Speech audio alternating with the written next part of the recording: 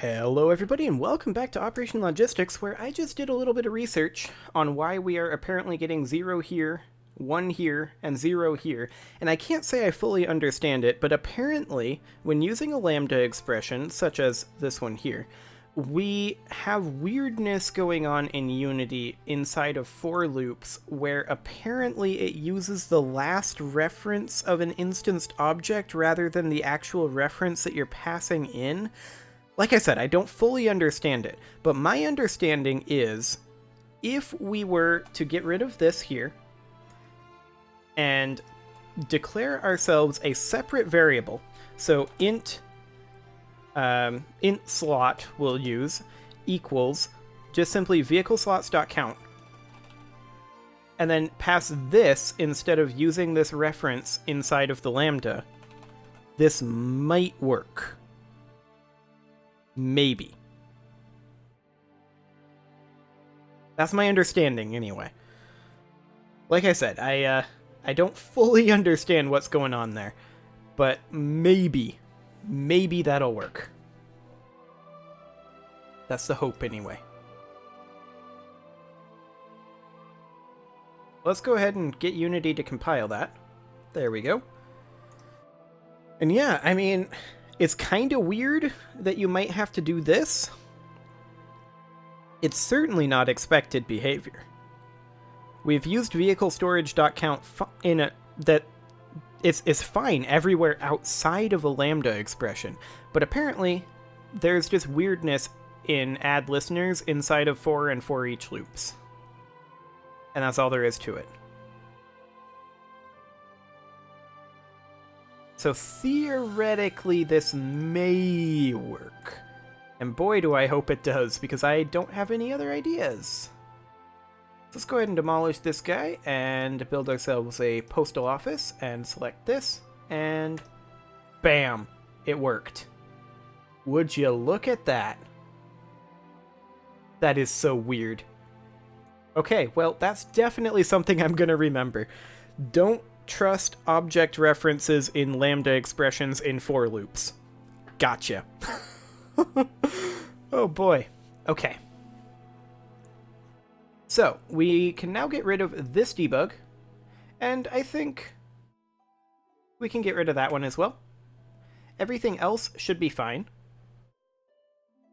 And the next thing I want to think about is we do have purchasing of the vehicle implemented now. So that's good. We can fill the vehicle slot. We cannot transfer the vehicles yet. And storing the vehicle is stored inside of the building.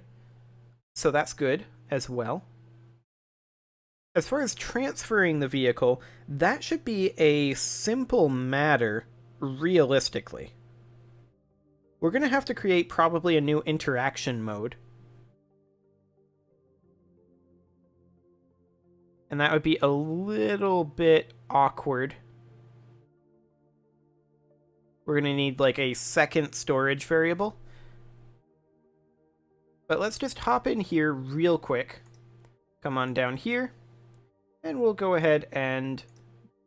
No, we need to purchase land first. There we go. We'll purchase this factory. We'll go ahead and demolish that and construct ourselves a postal office. There we go. And we will purchase ourselves a delivery vehicle. Perfect. And our capacity is now full. However, if we wanted to, say, purchase this brewery, we don't have enough funds. Okay. If we wanted to, hypothetically, increase our amount of funds, which we can do easily enough. So we'll go down to our current funds, which is here. We'll have 50,000 to work with for right now. And then we will go ahead and purchase this factory. And say we were outgrowing this post office's delivery vehicle slots. We can demolish this, construct ourselves up a car berth, like so. And there are 4 capacity slots here. But say that we don't have enough money to max it out, but we want them to come from here. We would then be able to go to something along the lines of 1, 2, 3, and then select this guy here, transfer, enter vehicle transfer interaction mode, and then click on this guy, and then it would automatically move this vehicle from here to here. That's the idea, anyway. So, in order for this to happen, we're going to need to have a new function here. So this would be something along the lines of public, if I can type, public void on enter vehicle transfer mode. And we don't need to pass any variables that I know of. And then we're going to need in the business, along with all of these other events here, public void on enter vehicle transfer mode, like so.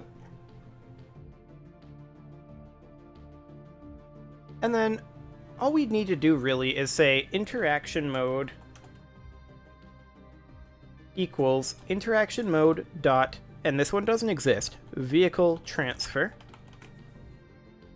Okay. We'll toss that on in. Vehicle transfer. Now, what's that going to break?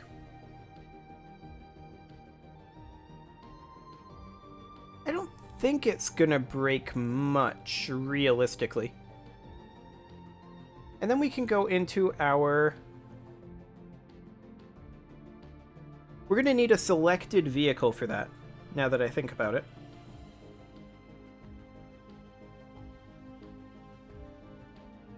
Yeah, that'll be fine. We'll need to implement vehicle selection eventually anyway.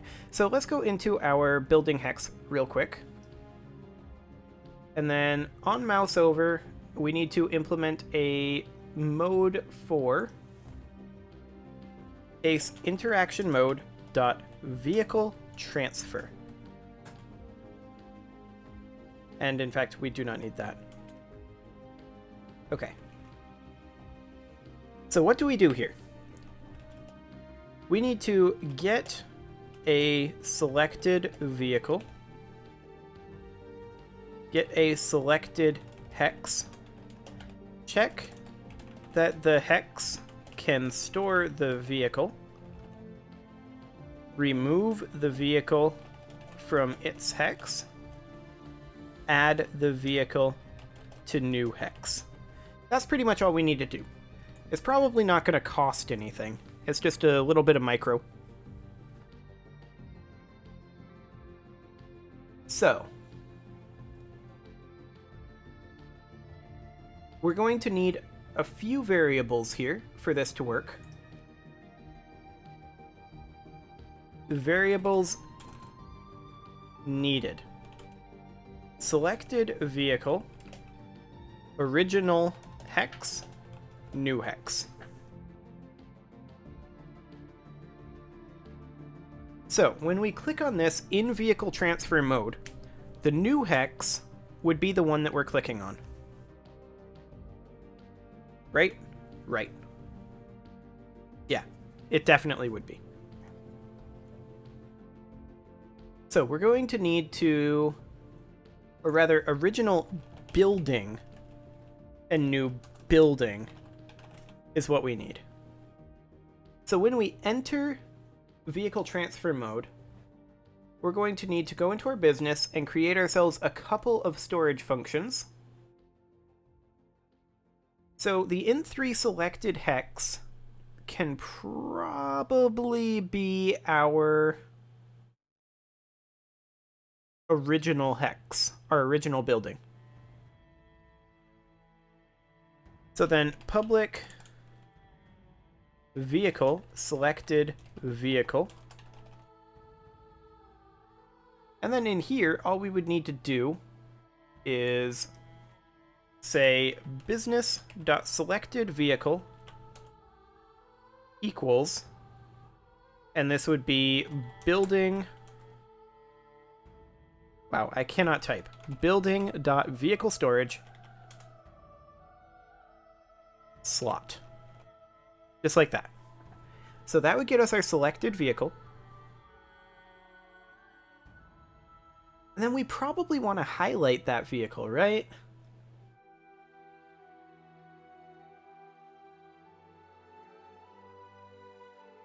I mean, probably.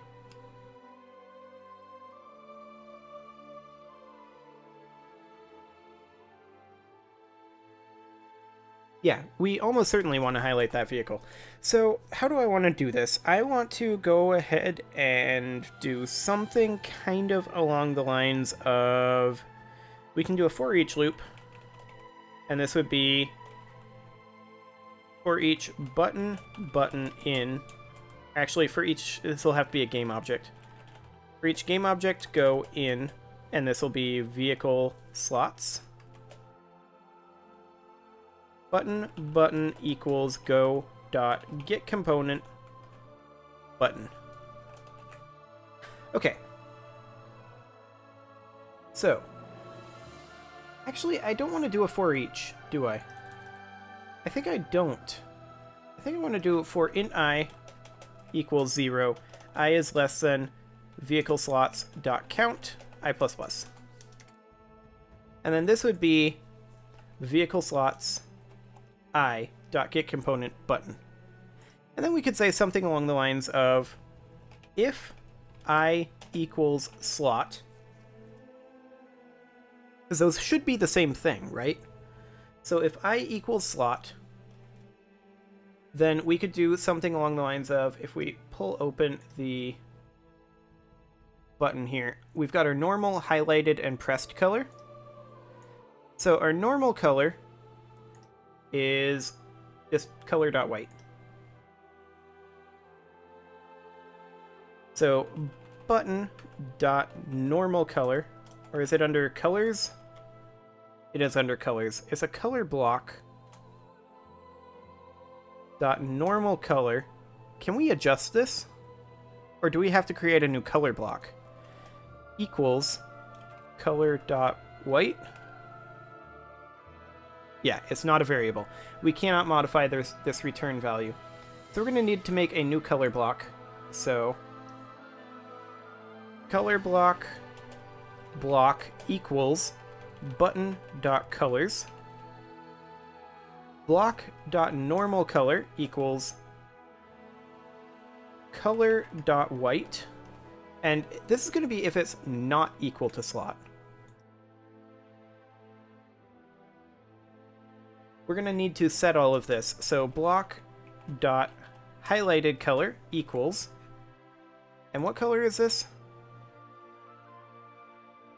245, 245, 245. So we're going to need to convert this into a floating point number. So 245 divided by 255 is 0.96, we'll call it. So equals new color 0.96. 0.96, 0.96, and we do want an alpha of 1. And then our block dot pressed color equals new color, and this would be what color? This would be 200, 200, 200. Okay, so 200 divided by 250, no, not times. Hang on. Let's clear this. 200 divided by 255 is, we'll call it 0.78. That should be close enough. 0.78f, 0.78f, and 0.78f with an alpha of 1. The disabled color we're not going to mess with. That'll remain the same. So then we can just simply say button.colors equals block. So that makes it so that if it's not highlighted, it just resets back to these defaults. We can always adjust those later on. But for now, if actually we can just do else. Color block equals button.colors, and then block.normal color equals color. Do they have an orange? They don't. We'll go with blue. That's probably too much blue. We'll create our own. New color. We'll say 0.01f, just to have it slightly off. And then something along the lines of 0.5f for G, and then 1F for blue, and then 1F for the alpha.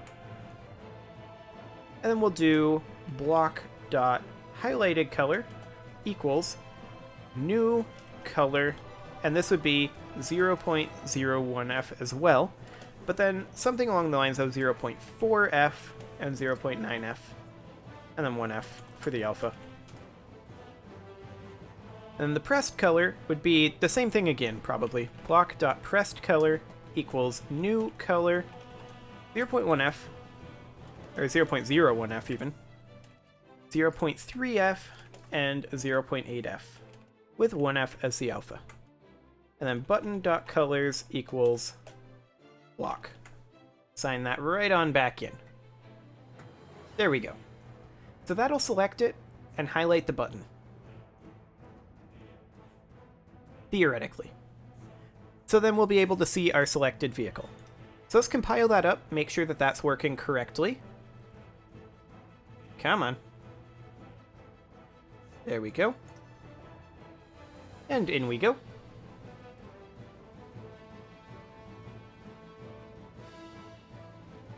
So assuming our vehicle selection is working, then we'll be able to enter vehicle transfer mode easily enough and transfer the vehicle on over to a different building if we so desire.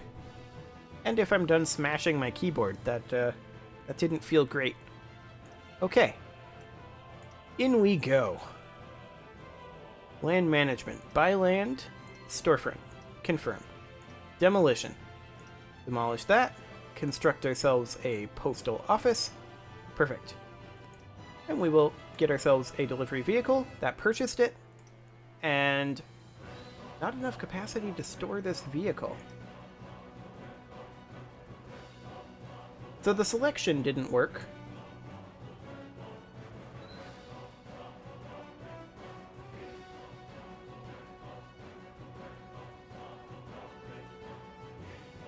Building.vehiclestorage.count.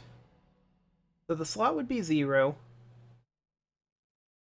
That would be 1. Yeah, of course it wouldn't.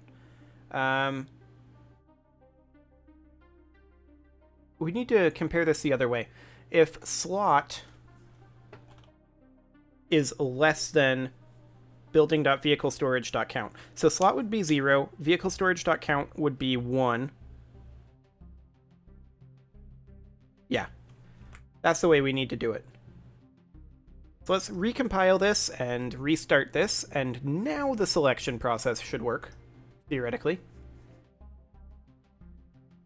Maybe. Hopefully that didn't break the buying process. That would be a little obnoxious. Hopefully not. That's the hope. Okay, come on. You can do it. You can do it, Unity. There you go. Okay, we're going to skip that tutorial, head on in here. We're going to purchase ourselves some land. Oh no, that's not... There we go. Buy land, confirm. We're going to go ahead and demolish ourselves... Nope. Demolish ourselves this land. This is not going well. I'm messing everything up. Okay. So we select this. Bam. Delivery vehicle. Bam. Selected. Nice. Okay. And now the thing is, we can't deselect it.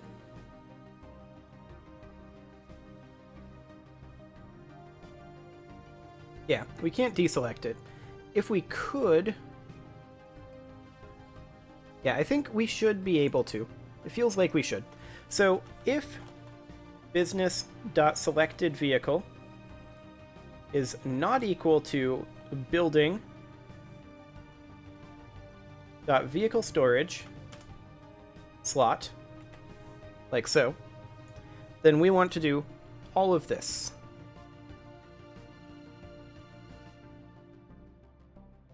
Else, we want to deselect it, and to do that, all we're going to do is say business.selectedVehicle equals null. And then we are going to do this, except without the check here. We're going to go through all of these, and we're just going to say oops, that the color block is the default color block. And that's all there is to it. Like that. So now we'll be able to select it and deselect it by clicking on it. And then the other thing that we need to do is on enter vehicle transfer mode. So business dot on enter vehicle transfer mode. There we go. We have theoretically maybe a selected vehicle. But when we are in our building hex here, we need to first, when we click on a hex, we don't want to select that hex, but that's why we're in a different interaction mode. So first thing we need to do is check if business.selectedVehicle is not equal to null. Then we need to make sure that there's a selected hex. So the original building would be business, just simply if business, and actually down here we would need to have an else. Debug.log replace me, and this would simply read must first select a vehicle to transfer. Okay, there we go. Well, I am a little bit over on time here, so I'm going to go ahead and put a cut in here, and next episode we will actually implement the vehicle transfer. See you all then.